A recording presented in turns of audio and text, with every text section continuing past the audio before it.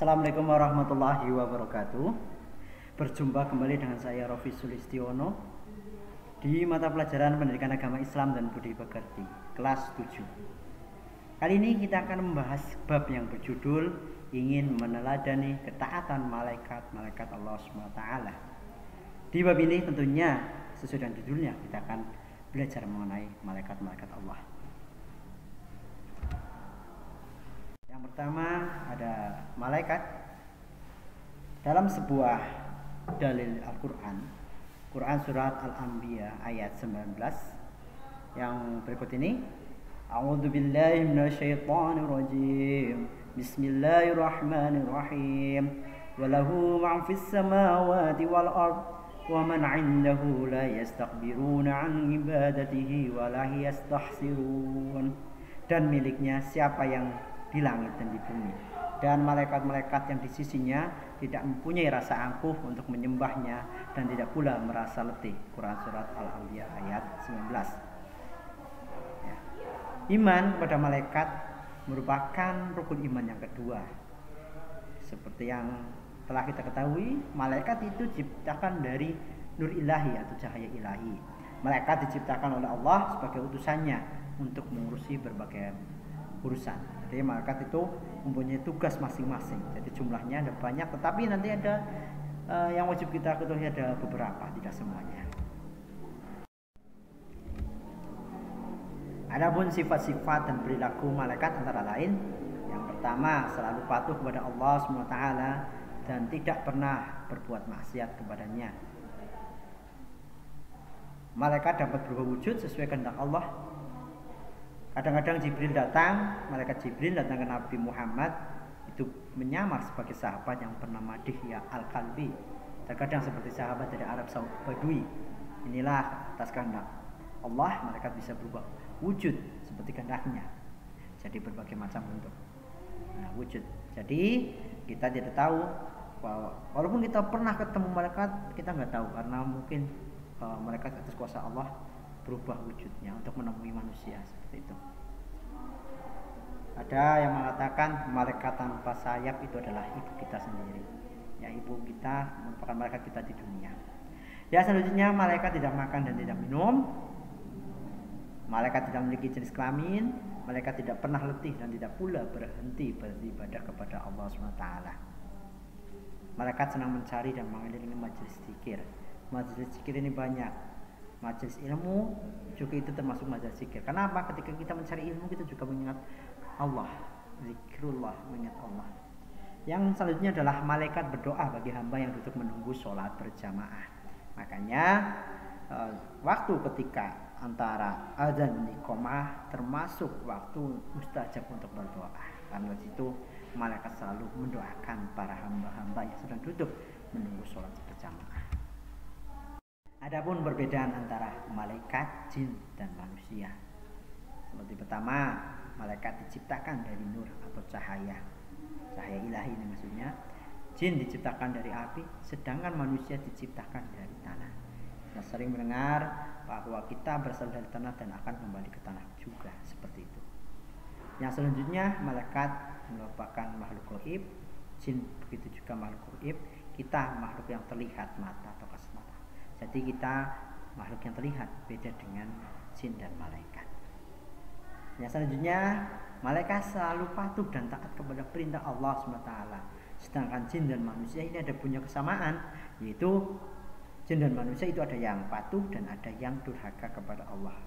Ya, jadi jin dan manusia itu kesamaannya ada yang patuh dan ada yang durhaka kepada Allah. Jadi jin juga ada yang patuh, yang beribadah kepada Allah, yang menyembah Allah. Ada juga yang tidak, seperti halnya manusia.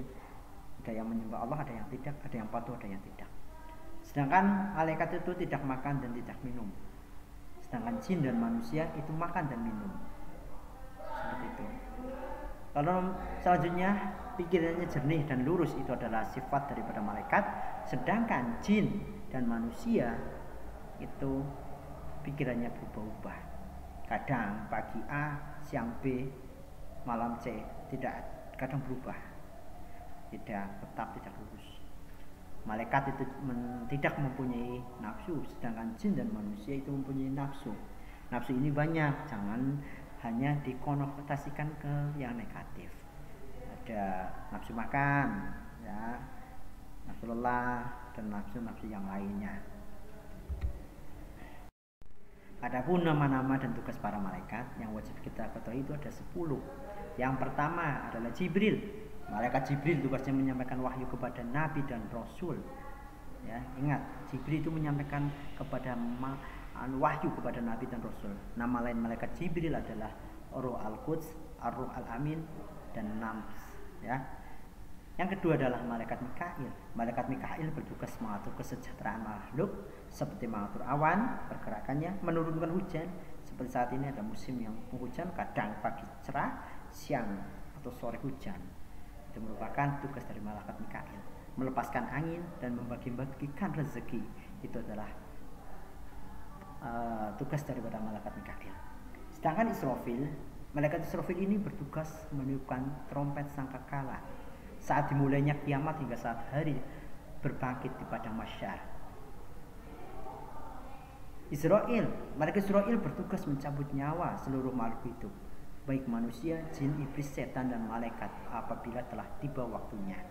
Jadi malaikat Israfil ini tugasnya mencabut nyawa apapun, baik manusia, baik jin maupun iblis dan setan. Itu yang mencabut nyawanya adalah malaikat Israfil. Selanjutnya Munkar. Malaikat Munkar bertugas menanyai orang yang sudah meninggal dan berada di alam kubur.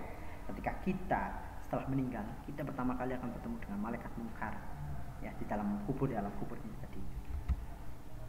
Yang keenam adalah Nakir. Malaikat Nakir bertugas menanyai orang yang sudah meninggal dan berada di alam kubur, sama dengan tadi Munkar, ya. Ini partnernya Munkar. Munkar dan Nakir ini adalah malaikat yang bertanya ketika kita di dalam kubur, di alam kubur tadi besok, ya. Raqib. Malaikat Raqib bertugas mencatat semua pekerjaan baik setiap manusia sejak akil balik sampai akhir hayat. Jadi malaikat Raqib ini mencatat amal kita, pekerjaan kita semuanya, pekerjaan yang baik. Itu malaikat Raqib, ya. Sejak kita akil balik, setelah kita balik itu akil balik, kita amal kita sudah dicatat oleh malaikat dan akan dipertimbangkan oleh diri kita sendiri. Atid. Malaikat Atid bertugas mencatat semua pekerjaan buruk setiap manusia sejak akil balik sampai akhir hayat. Atid ini rekan kerjanya Raqib, ya, karena Raqib itu amal baik sedangkan Atid amal buruk, ya, seperti itu. Malaikat Ridwan bertugas menjaga dan mengatur sejahtera penghuni surga, seperti itu. Jadi kita mudah-mudahan dapat bertemu dengan malaikat Ridwan, ya. Selanjutnya adalah malaikat Malik. Malaikat Malik disebut juga malaikat Zabaniyah, bertugas menjaga dan mengatur siksa atau azab bagi para penghuni neraka. Ini namanya malaikat Malik, malaikat Zabaniyah, ya. Ini bertugas menjaga neraka dan mengatur siksa atau azab. Dengan memperhatikan tugas para malaikat ini, kita dapat mengambil hikmahnya dan dapat kita petik dari iman kepada malaikat, ya. Yang iman kepada malaikat, saya ingatkan kembali, ini berarti kita percaya bahwa adanya malaikat-malaikat Allah. Tidak sekedar percaya dalam diri kita, tetapi kita sudah mengucapkannya, ya, tinggal menerapkan dalam kehidupan sehari-hari supaya iman itu sempurna. Yang pertama, hikmah beriman pada malaikat memberi motivasi kita untuk selalu taat dan bertakwa kepada Allah seperti ketaatan para malaikat. Yang kedua, malaikat mengawasi perkataan dan perbuatan kita. Jadi ketika kita mau berbuat dan berkata, kita harus berhati-hati. Yang selanjutnya, memberi rasa optimis untuk selalu berusaha karena Allah akan memberi ilmu melalui malaikat Jibril dan memberi rezeki melalui malaikat Mikail. Jadi kita harus berusaha terus. Optimis, jangan pernah pesimis, karena kita telah iman kepada malaikat Jibril dan malaikat Mikail. Yang selanjutnya, memotivasi kita untuk selalu beramal soleh, karena bekal itulah yang kita bawa kelak ketika meninggal dunia untuk menghadapi pengadilan Allah besok di akhirat. Adapun perilaku beriman kepada malaikat dapat kita terapkan dalam kehidupan sehari-hari. Contohnya, ketika kita beriman kepada malaikat Jibril, ya, contoh perilakunya yaitu selalu berusaha mencari dan memohon hidayah kepada Allah, bersyukur dengan cara banyak berbagi ilmu, ya, kita harus berbagi ilmu. Iman kepada malaikat Mikail contoh perilakunya berusaha secara maksimal untuk mencari rezeki yang baik dan halal, karena semua sudah dibagikan rezeki kita melalui malaikat Allah dan malaikat Mikail. Kita harus berusaha secara maksimal.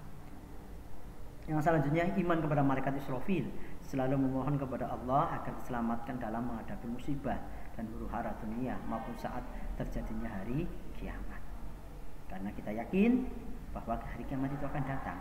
Yang selanjutnya adalah iman kepada malaikat Israel, berusaha mempersiapkan diri untuk menghadapi kematian, selalu berdoa agar terhindar dari siksaan sakaratul maut, ya, ketika ajal menjemput kita. Yang selanjutnya adalah iman kepada malaikat Munkar dan Nakir, selalu memohon kepada Allah agar dilapangkan di alam kubur dan diringankan dari siksa kubur, seperti itu. Jadi kita ketika beriman kepada malaikat Munkar dan Nakir, kita memohon agar dilapangkan di alam kubur dan diringankan dari siksa kubur. Selanjutnya, iman kepada malaikat Raqib, berarti kita menerapkan dalam kehidupan sehari-hari, yaitu selalu memiliki niat baik dalam segala perbuatan, baik ucapan maupun perbuatan. Iman kepada malaikat Atid, menjauhi niat buruk, perkataan yang kotor, perbuatan yang jelek, dan menjauhi perilaku tercela. Karena melalui niat saja sudah dicatat oleh malaikat, ya. Jadi niat kita harus baik, jangan buruk. Iman kepada malaikat Ridwan, selalu memohon kepada Allah agar masuk surga dengan aman, menciptakan kedamaian dan ketentraman di dunia ini. Yang terakhir, iman kepada malaikat Malik, selalu memohon kepada Allah agar terhindar dari siksa api neraka. Ya, demikian tadi. Semoga kalian bisa mengambil hikmahnya serta mengamalkan dalam kehidupan sehari-hari. Dari saya cukup sekian. Wassalamualaikum warahmatullahi wabarakatuh.